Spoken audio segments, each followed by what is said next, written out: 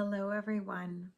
I recently returned from a pilgrimage with my family to the Grotto of Mary Magdalene, which is a monastery run by the Dominican brothers in the south of France. And it's, a sacred site of pilgrimage for thousands, the hundreds of years, thousands of years. People have been doing this journey from Saint Marie del Mar, where the boat landed with Mary Magdalene and others who came to shore at that time, and then where she's said to have spent the rest of her life living out. And it's really a holy and a sacred place in the south of France. And I received this calling to go on this pilgrimage from a dream that I received, where I was really told, like, this is the retreat that you're to do, and here's what, for my 42nd birthday. So I just followed that guidance, and I wanted to share 7 reflections that I've had in coming home from this journey and seeing what it is to really be on a spiritual pilgrimage with our life. So here are the 7 lessons learned from going on pilgrimage in France. Less is better. More reflects our misunderstandings of our needs.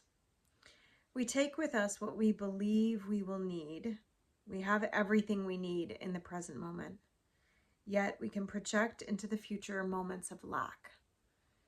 In packing for this trip, one of the things that happened is, having to anticipate what my children will need, what clothing we'll need, how. And I realized, very early on that we grossly overpacked in many ways and underpacked. We're underprepared in certain ways. And a part of what I realized in that is that there's a tendency in our lives towards holding on to things or having things that we believe represent some future need. And especially when pilgrimage, because you're traveling and you're with everything on your back and you're carrying everything with you from place to place, the more you take with you, the more difficult it is. It was incredibly challenging to have 2 suitcases, 2 backpacks, 2 children, a double stroller, 2 car seats, and obviously not everyone is going to do a pilgrimage like this with their family, right? Most of us are, go on a sacred pilgrimage alone. But for me, it was very important to take my children with me and to do this journey as a family. And a part of that meant having more needs, but I realized even after that it's really letting go of the projected moments of lack, that we can do with so much less in our lives. And this, I think, actually can be applied to our physical lives and our physical environments and the things that we take with us every day, where so this energy of I might need this or I might need to have this for some future moment, when really what the divine was showing me is that everything we need is provided in the moment that it's needed. And there's a quote that I love, which has been a part of my life for many years now, which says that if you believe that you need anything that you currently don't have, like that I'm misquoting the quote, but it's basically saying that that's a misperception of our reality, right? And we can suffer and struggle a lot in terms of needing things. But when you're on the road, you literally will have to either discover it or find it, or, and if you've in this lesson, if you've taken too much with you, If you're holding on to too much stuff, it makes the journey that much more challenging. And really, when it comes to our resentments and our discontent, the things that we struggle with, the things that we suffer with, they're more than likely like heavy luggage, right? They're the kind of things that we think we have to hold on to this. I have to hold on to this resentment. I have to hold on to this distrust. I have to hold on to this feeling of disappointment, because I believe that holding on to that is going to protect me from some future lack or give me something that, as maybe it's a sense of safety, maybe it's a sense of control, whatever it is. But the reality is that anything that we're holding on to, whether it's physical, whether it's emotional, whether it's perceptual, will only make the journey more difficult. And the pilgrimage itself is an invitation into a shedding, right? I planned this trip with this like beautiful vision, and this brings me to my second learning. I had this beautiful vision of our journey, our time in Paris. Ari and I taught a workshop, which was really amazing. Some of my newest material really came out, and I was able to apply it to charts. It was such a nurturing ground to be in a small container and be teaching people in person, something that I haven't been able to do really ever because of COVID. All my students have been mostly a lot international and in other states, but on Zoom. And so the opportunity to be together in person with people and to share teachings and to practice with charts was incredible. And then, I had this vision of the places where we would stay. So the second lesson was creating vision and planning do not equal reality and experience, right? And this obviously, some of these lessons, they might seem obvious to you, but I'm sharing this in case it's of service to life. We can do so much to have a vision of our life and our future. Every month I hold a new moon ceremony and I invite people into sharing intentions, right? I spend time intentionally visioning my life, and so much of my own disappointment and disillusionment have come from the way, this makes me want to cry, the way in which my vision hasn't necessarily unfolded, in ways that I've desired. And then, all the planning, you can have all this planning. I planned the house in Paris and looked at all the pictures, and I looked and searched for all the places. And one positive thing was like, wow, the neighborhood that we were in was one of the sweetest, best places we could have possibly been in. It was delightful to be there. But I could have never anticipated there was these really hard stairs in the building. It's not in the listing. It wasn't in the description, and it was one of many things. I planned, we were in this beautiful villa in the south of France with a pool and a hot tub and all, and I could have never known the reality that the place itself was so far from the actual place that we needed to be driving wise. I thought it was going to be 9 minutes. It turned out to be over 30 minutes. It was a very far distance. And the location also, many of the amenities that it said that it came with were not available. There was no pool. There was no hot tub. It was the middle of winter. It's like, the vision, the process of creating and vision and intending and planning aren't the same as our reality, like that, and our direct experience. And being able to do both in a spirit of open-mindedness and communication, right? I learned a lot about miscommunications and misunderstandings in particular on this trip. There was many, and it really showed me dynamics where in my own looking for things, and there were perceptions and assumptions that I was making that weren't reality. And we often don't notice the underlying perceptions and assumptions and expectations that we carry with us about what our experience will be, especially when we're in the visioning process, right? The visioning process can be such a beautiful and uplifting part.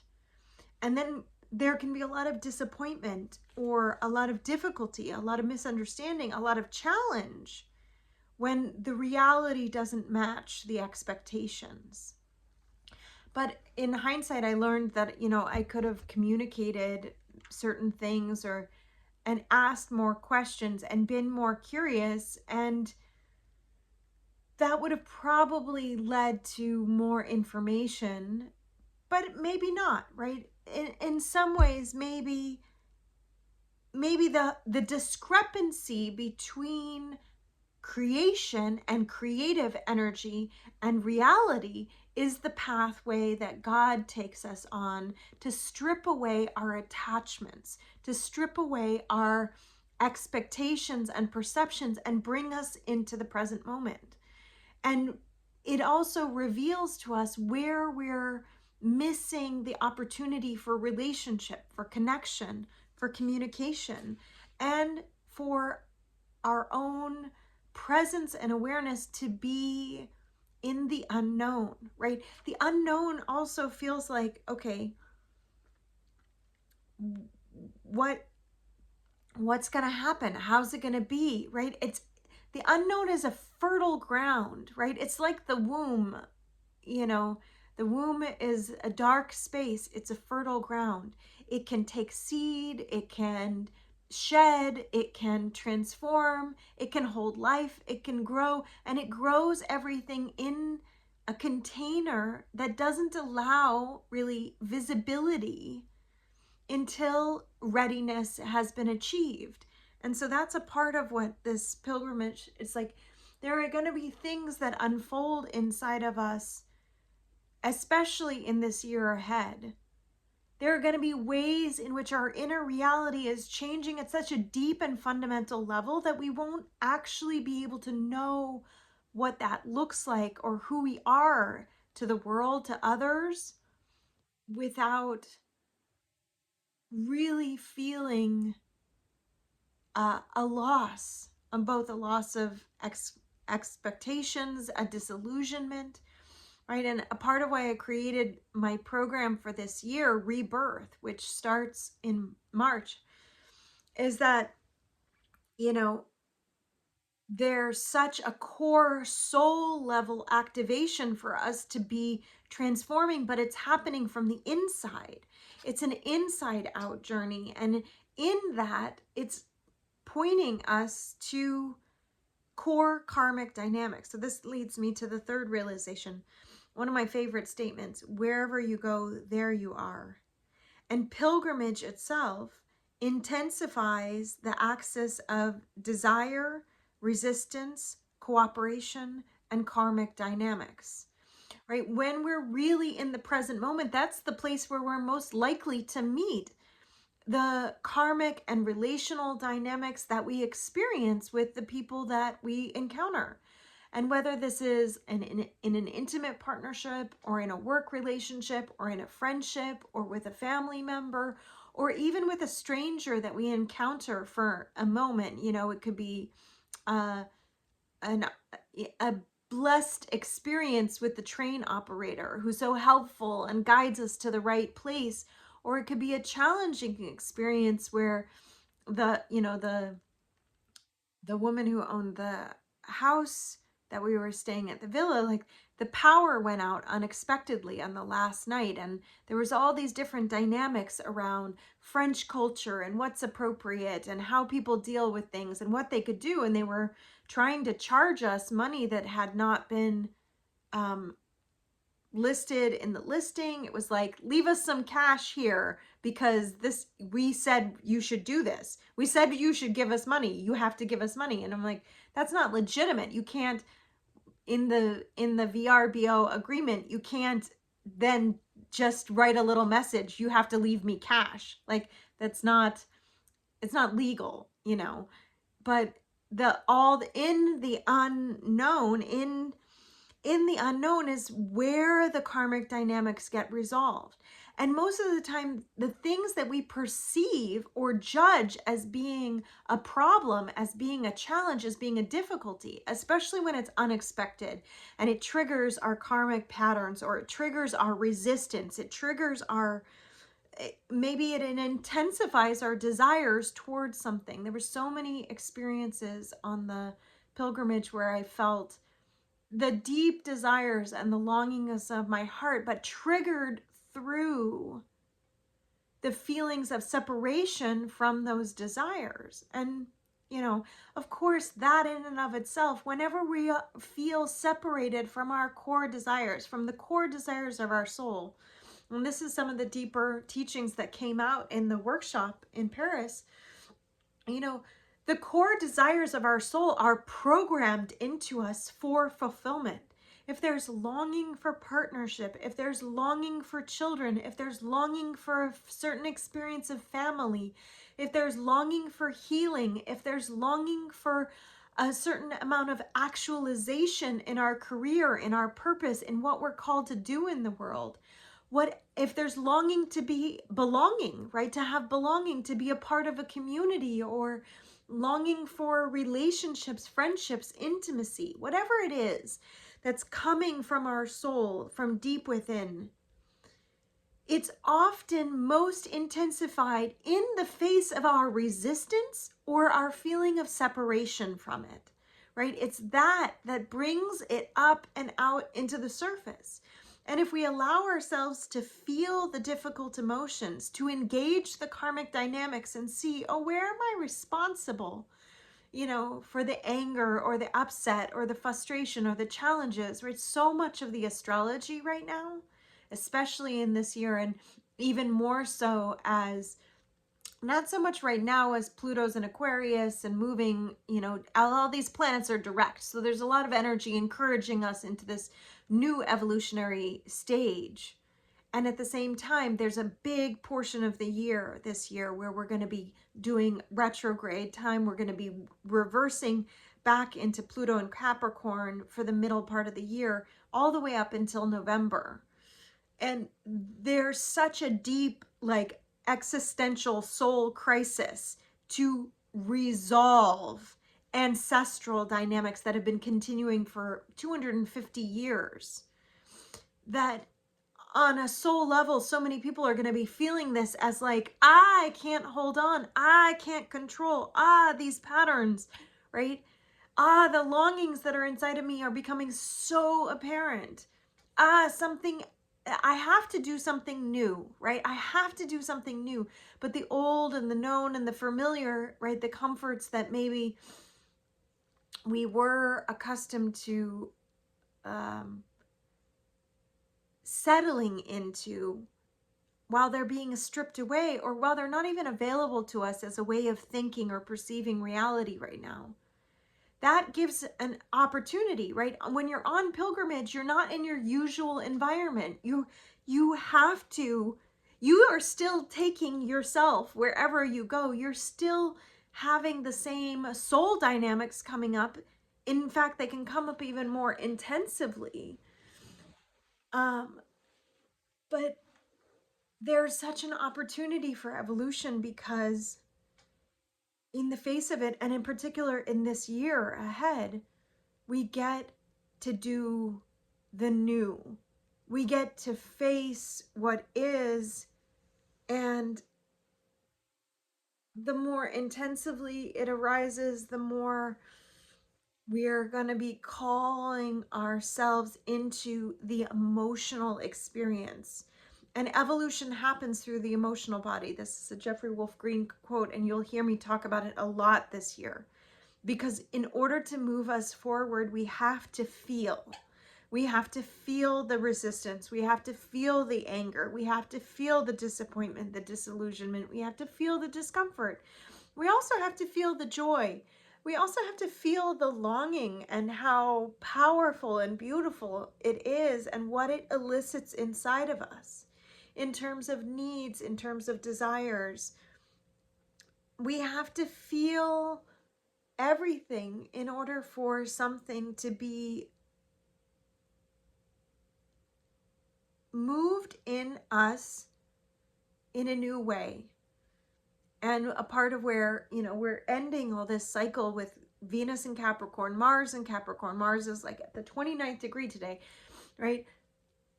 In order for us to liberate from these dynamics, we have to uncork what's been suppressed. And that might mean a lot comes up. That might mean a lot has to change. So this brings me to my fourth lesson. Pilgrimage includes the intentional journey with prayer, the sacred, and the power to transform. Your life is a sacred pilgrimage. From the journey from birth to death is the journey of the soul. Oh, and many souls, will leave this world in this year, especially. And we may not realize our longings or our desires. And we may not actualize in the ways that we, hope for. And we may, in the presence of grace, in the presence of miracle, we may experience things that would have not ever been possible before, or not through our own making. But the distinction of making sacred our lives is what makes pilgrimage. And to really come to know yourself, your life, your journey, your soul, the path that you're walking as a sacred pilgrimage means that you bring in these three things, right? You bring in the power of prayer, engaging with your life with prayer. You bring in the power of sacred, which is really the power of devotion. It's the saying, oh, this is holy. And when you make your life holy, you make yourself holy. You make yourself sacred within your life. You give yourself a container to transform. And this is a part of, the container that I've created for rebirth. It is my container for the remainder of this year. It is a distinct container for the soul's evolutionary journey. I'm considering it really like an apprenticeship for the soul. It is calling our soul into a relationship with prayer, with the sacred, and the power of transformation. And grace is what happens in the combination of those three things. It allows miracles to happen. And I wrote here, miracles happen in God's time, not our time, and usually when we least expect it. This is the Uranus element of our evolutionary journey. And Aquarius is soon to be, pretty fully occupied with every personal planet when the Sun, Venus, Mars, Mercury, Pluto are all going to be in Aquarius in the next few days. The Sun's already there, Pluto's already there. But we have this progressive thing. I'll tune into that more in the week ahead this week. But that, to me, is it's like the unlocking of the pathway forward in terms of really stepping into the unknown and being able to. But when we do it as, oh, this life that I'm living is a sacred pilgrimage, it's distinguishing ourselves as sacred, our path as sacred, and then bringing in these intentional qualities of prayer and the power of transformation. Something else happens to us. Something happens for us that couldn't have happened otherwise. At least not in our own awareness, right? We're not, because we're in pilgrimage, because we're committed to this path of walking together in a sacred way with our life, walking in our life. And that means we bring everyone else, like every person who's on our path is also a guide, is also a fellow journeyer. We're walking together. And we're ultimately going home. Like, oh man, I'm so glad to be home. Especially like here in this little sanctuary of my recording studio. Such a powerful thing to return home. And yet each guide that joined me on this pilgrimage, from the person at the restaurant to the two women who walked with me as sisters, from the beginning to the end, you know, my heart is just filled with so much gratitude and appreciation and grace for those who choose to walk with us, right? And especially to my partner, who, Arimosha, who just, you know, gave himself to the calling that I had and was really in it with me every step of the way, committed and devoted in it with me.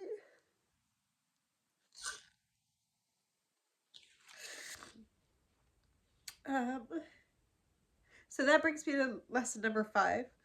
It's always the unexpected blessing that opens the heart.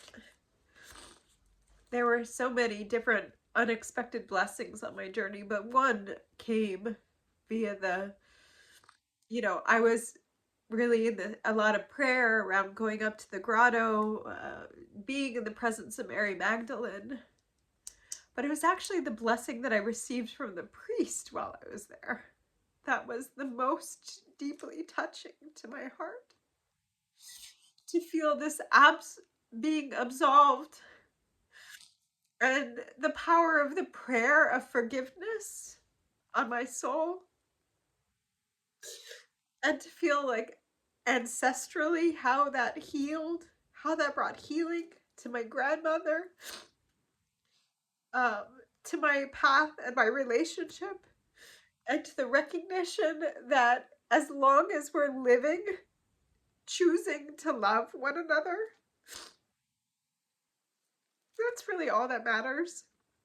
Whether we're living in sin, out of alignment, basically. Sin, the root of the word sin means to miss the mark. And in a more simplified term, it's like, are we living in alignment with our highest calling, with our soul? Are we living in alignment with that, or are we out of alignment? You know, are we living in integrity with that, or are we out of integrity? And all of us, in some way, shape, or form, doesn't matter who you are, how, there's no perfect soul on this planet who's living in complete integrity with themselves at all times. Maybe except for the ascended masters and awakened beings. The more we open ourselves to the grace of God, to the love, to that deep love that is guiding us, I think the more we choose intentionally to live in alignment. But the resistance that comes up in our soul is natural, and the parts of us that make the mistakes, that have errors in thinking, that act in fears, that act in anger, that act in ways that are out of alignment with the truth of who we are as much deserving of love as the part of us that is only love, right? The truth of our reality as beings. And so as we walk this path of pilgrimage, as we walk our soul journey, we're just really making adjustments to living more and more in integrity, more and more in alignment. And it's really those unexpected blessings that open us up. Um, Lesson number 6, I wrote down, you have no control and you are in control, right? And this is the duality that exists, which is that we are directing our mind, we are directing our perception, we are in control of our reactions, although the more extreme our emotional states, the more challenging it is to feel in control of those emotions. And I know for myself, man, emotional regulation and emotional evolution is one of my number one priority for this year. Developing that consistency and maturity and the ability to be in control of how I respond to the present moment while I have no control over the present moment. Right.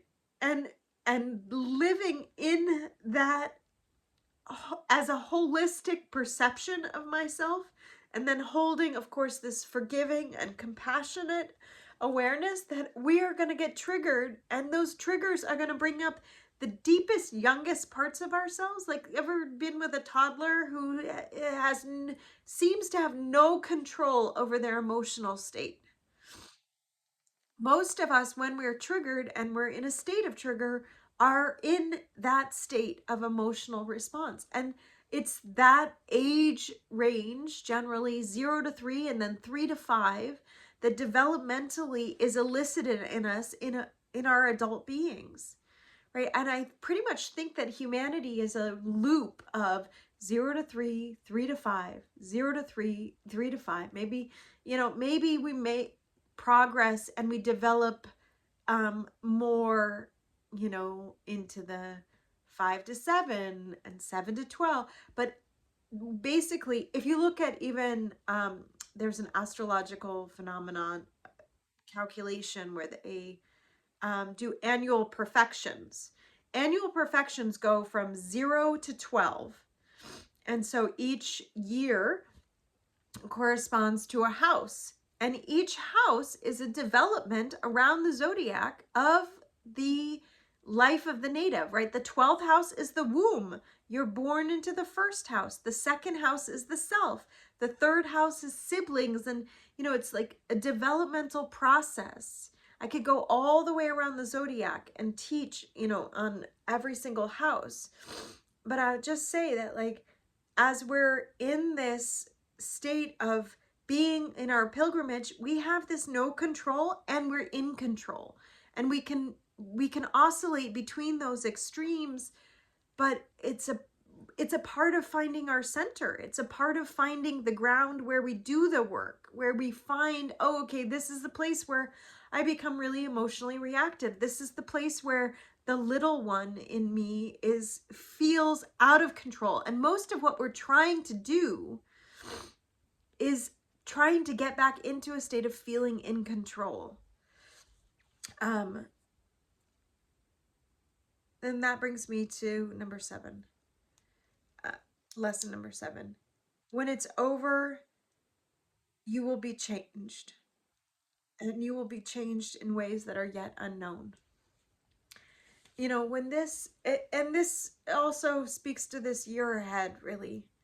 This year is remarkable in the amount of cardinal fixed energy that is moving us forward from an evolutionary perspective. In 2025, 2026, we move into an entirely mutable season of, Jupiter will be in Gemini, Pluto will be in Aquarius, but